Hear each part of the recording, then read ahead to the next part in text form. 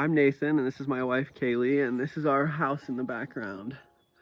Hey, we chose tiny living probably because we traveled so much already to begin with, just in her car and my truck, and then we had a camper on the truck for a while, and all the various ways. Every time we loved it and fell in love more and more, so she brought up, like, why don't we find a way to travel more full-time, and we were talking about doing a fifth wheel and whatnot, because I had a nice truck we could have towed it with, but then she was like, we looked around for fifth wheels a little and had no luck, and she was like, why don't we just build a school bus? And I instantly said yeah, and like within a couple days probably we went and found one and started working.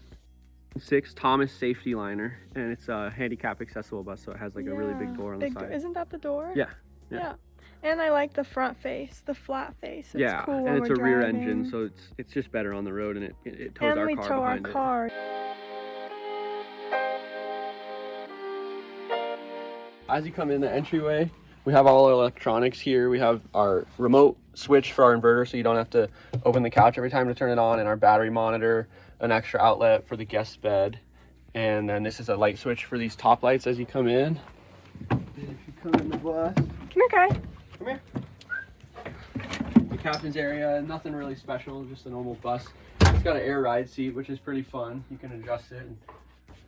This is the bus, the beautiful bus. This is our entryway mudroom cabinets I made just for storage, so that wasn't dead space, and then all our coats and shoes go in there. It's kind of our mudroom, that's why we call it our mudroom. And our chair. Oh yeah, our hanging chair, it's awesome.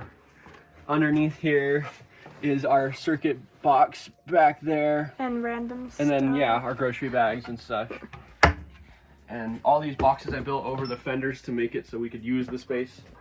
We have a standard house fridge. It's a little smaller. It's like a 10 cubic foot fridge, I believe. Some storage above for our food, dry foods and stuff. Beautiful kitchen. These are just standard house cabinets and butcher block countertop that we cut to fit with cabinets I made that go all the way across for all our canned foods and storage. Underneath the sink here is our plumbing stuff, our water heaters back there, standard house drain stuff, our blender, our utility stuff gets kept under there. Thanks, buddy. No. See, that's our Berkey we use for drinking water, so we just use our potable water from when we fill up, and then we fill that up using the sink, and we can drink water from anywhere that we get it, really, and we don't have to pay for drinking water, and it tastes delicious. And it's got a fluoride filter as well. Our trash is under here. We got a sliding trash and recycle bin. It's full, but that's tiny living. All our standard, your junk drawer. We built this shelf actually the other week while we were here for our extra books and plants, because you can never have enough plants in here, obviously. The couch slides out and turns into a double guest bed. These cushions fold down and lay down flat, or it folds up and all our electronics are underneath there. We have our dog stand so he doesn't have to hurt his neck when he's eating. Folding table that we thought was a really cool idea because it really lets us have an open area when we want, but then we can stand and eat. This used to be a handicap bus, so this is the handicap door we can open when we're in really nice weather areas, and we're going to hang another hanging chair here eventually. There's always stuff to do. This is the bathroom area. We have our nice shower. We just bought a standard shower pan, and then I built walls around it. We keep the water bowl there, so for obvious reasons. Demonstrating. Yep. Here we got our little bathroom closet storage with a full-size mirror, and all our storage in there. Bathroom. Oh yeah, the shower window is important. We have a Nature's Head composting toilet, which we like so far. We're learning the best way to keep up with it and use it. We have a nice bathroom window and a shelf above there. Light, and then a light switch in the bathroom, and then our cabinet under here for all our bathroom stuff. Extra storage. And then underneath the bed, underneath the bed is 4 storage bins like this, like action packers basically, with room for more, but we only have 4 right now. We store all our various stuff that we don't have to use a lot in there, and it works out really good. We have our little closet right here with our hanging up clothes and all our separate bins, and our laundry hamper. King size bed, full king size bed with a back shelf because it's a rear engine, so everything's in the back, so we have no back door, but that window opens. The dog loves to lay there, and we have a little bookshelf we built in the back area where the transition from the roof raise was. And this little wall. Yeah, our colorful wall. There's the AC unit above the bed to keep us cool, because I think the bedroom is the most important area.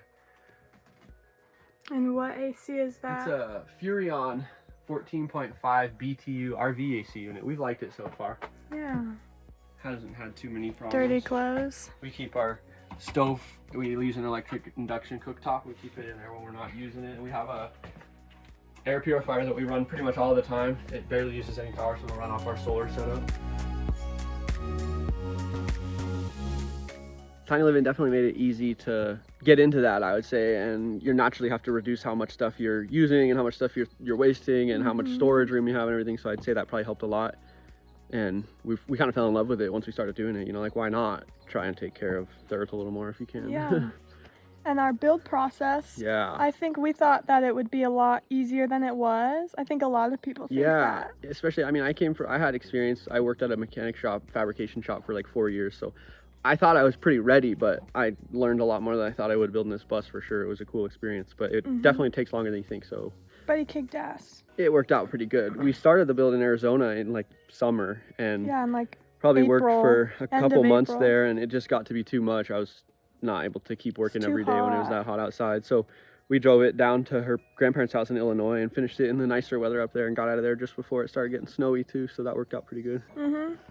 Now we're back in Arizona, figuring out registration. That's one hanging, thing. living in the forest, but yeah, whatever. It's been awesome. And the inside of our bus, we didn't want the aisles. aisle. We love it like, on other buses, but we just wanted like a room aspect, especially since our bus is kind of shorter than most, I feel like. It's like 29 feet of living space inside, like 250 square foot or something. So it's yeah, not the full size 40 footers. Yeah, so we wanted the room too in there, so that's why we kind of set it up the way we did. And there's no door either, so yeah, we just like that easier.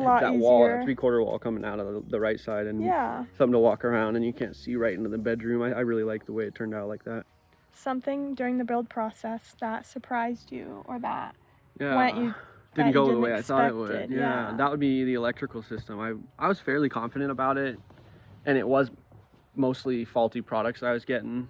Yeah. We started with a whole setup from Renogy that I planned out, did months of research and bought, and then ended up 2 things came faulty from them. So I switched to Ames, which I thought was good, but I found out they're another branch of Renogy, so it was the same stuff. So we finally found Victron, which has been working out amazing, and I've already bought 2 more things of their stuff. Like, they have really quality stuff and really good customer service, and they really know what they're doing, and you can tell you got a quality product when you get it. So once we got that Victron stuff, it really started flowing and working a lot better. We haven't had really any issues since we hit the road. Probably we have 600 watts of solar on the roof, so I'll plan to get a little more eventually, but we have a backup generator emergency as if we're like stuck somewhere that's really shady for a long period of time. Yeah, kind of like this place. Yeah, like we're out here, we're not getting much I think sun we're through the getting pine more trees. sun Yeah, than this is the the sunniest area. Well, we're also in our hammocks, so that's why we look kind of weird. But and then any advice that we'd give somebody starting out, I think, would probably be, like I said before, it will probably take longer than you think, so just be prepared for that. Be patient.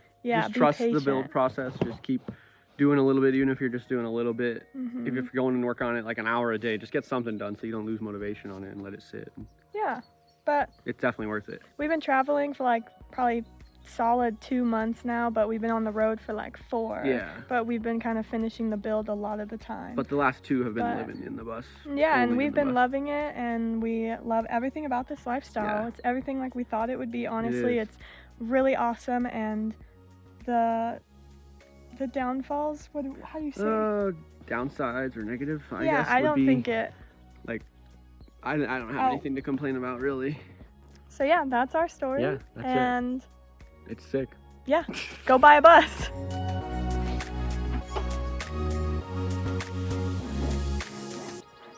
Do you have anything to say?